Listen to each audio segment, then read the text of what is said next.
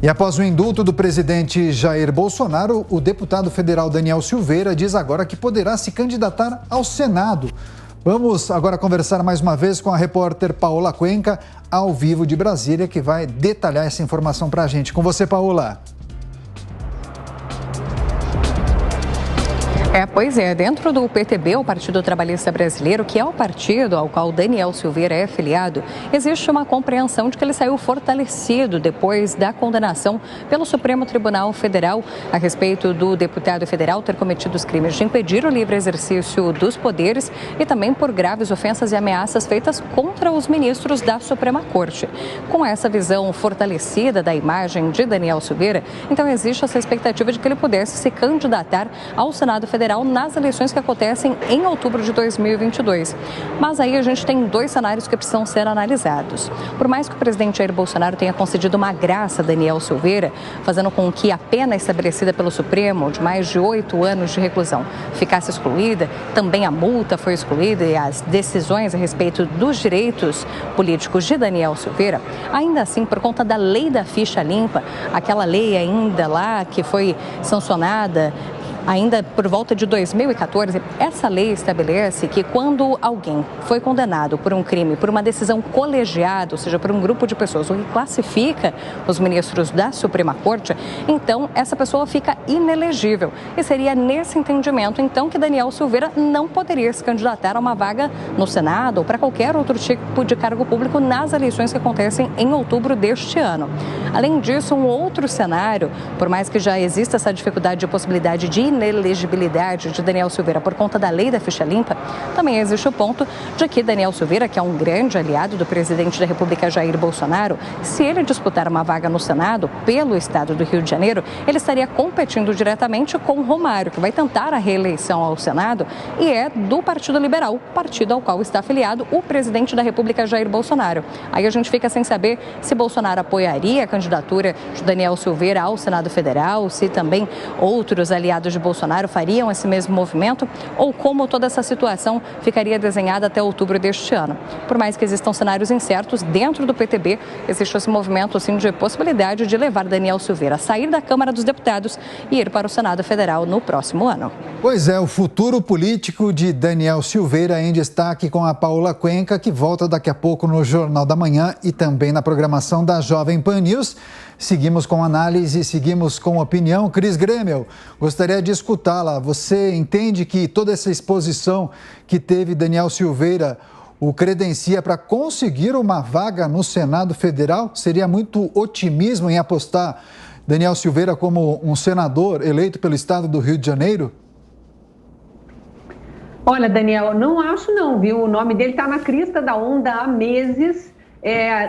Projetado por uma faixa considerável do eleitorado como um injustiçado. Fato é que o julgamento dele foi extremamente inconstitucional, marcado por, vou citar duas inconstitucionalidades aqui apontadas pelo próprio advogado de defesa e já amplamente discutidas, mas havia recursos em aberto que não foram analisados antes do julgamento ser marcado, e aí o ministro Alexandre de Moraes indefere todos esses recursos à noite, na véspera do julgamento. Ou seja, atropelou o devido processo legal, não é assim que as coisas costumeiramente são feitas no direito, e o réu não pôde acompanhar o julgamento. Então, pelo menos ali na sessão do julgamento, ficou muito clara a perseguição direcionada a esse que é efetivamente um parlamentar apoiador do governo. Mais uma vez, mais um sinal de que o STF atua hoje em dia como um partido político e de oposição e não como uma corte constitucional. Em relação à elegibilidade dele ou não, eu acho que isso é uma questão jurídica que precisa ser analisada, vai ser analisada com certeza. De qualquer forma, a perda do mandato cabe ao legislativo decidir. E o judiciário, de novo, interferiu em outro poder, de novo atuando de forma inconstitucional também naquele ato do julgamento ali, quando o relator Alexandre de Moraes dá aquele voto, impondo uma pena altíssima, uma multa altíssima, mas também a perda do mandato, que não cabe ao judiciário decidir. E com isso vem a discussão posterior com a concessão do decreto da graça presidencial. Há juristas de renome, eu vou citar dois aqui, Modesto Carvalhosa e Ives Gandra Martins, que dizem que a Constituição é muito clara, e ela é clara, e o indulto ou a graça, ela se estende para toda a condenação. Então, estaria anulado tudo que foi colocado sobre o Daniel Silveira e ele estaria, sim, elegível, na opinião desses juristas. Claro que tem sempre corrente contrária, a OAB já esperneou, aí a OAB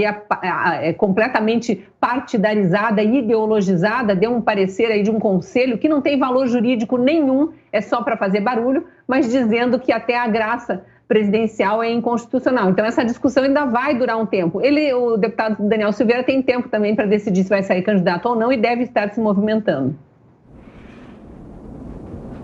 Pois é, o STF, em diversos aspectos, fez um favor ao deputado Daniel Silveira. Daniel Silveira era um deputado irrelevante, praticamente desconhecido, obscuro, e vinha, inclusive, naquele momento, antes de ser preso, antes da determinação de sua prisão, ali pelo ministro Alexandre de Moraes, ele vinha fazendo diversos vídeos, elevando justamente o tom com ataques à corte, ataques às instituições brasileiras, justamente para chamar a atenção do campo bolsonarista. Ele estava insatisfeito com o fato de que vinha recebendo pouca atenção do presidente e do seu grupo. E fez esse vídeo justamente para demonstrar lealdade, demonstrar que era mais realista que o rei, digamos assim. E deu certo, né? O STF...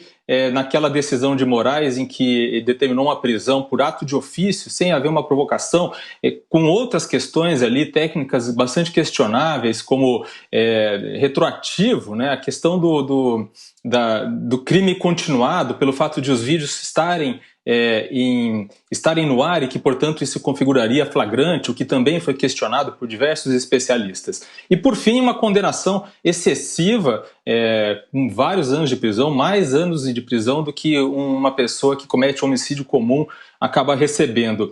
E isso tudo, obviamente, mais o indulto presidencial, trouxe aí, deu a Daniel Silveira essa figura de mártir do bolsonarismo. E ele está se beneficiando com essa imagem, com todos esses holofotes que ele conquistou nos últimos dias. Só para deixar claro, considero que o que ele disse, o que ele fez, está longe de ser... de poder ser defendido, né? Nada defensável, inclusive extrapola em muito o que se aceita como liberdade de expressão. Ele de fato fez discurso de ódio e de fato fez apologia à violência.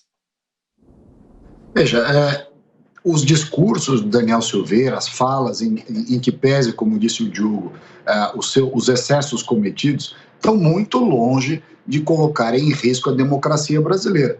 Como é que pode se considerar um país de 210 milhões de habitantes, 200 anos de independência, com a democracia em pleno funcionamento, ter o seu Estado democrático de direito ameaçado por um discurso de um deputado? Quer dizer, não tem o menor cabimento. É evidente que isso não colocou em risco em nenhum momento a democracia brasileira. E que todos esses aspectos bem colocados pelo Diogo agora, que dizem respeito à fragilidade, né, as nulidades processuais, eles são evidentes. Aqui não se trata de ter uma postura pró ou contra o Daniel Silveira, e sim prestigiar o devido processo legal, a ampla defesa, o contraditório, a obediência às leis, tanto às leis penais quanto à própria Constituição.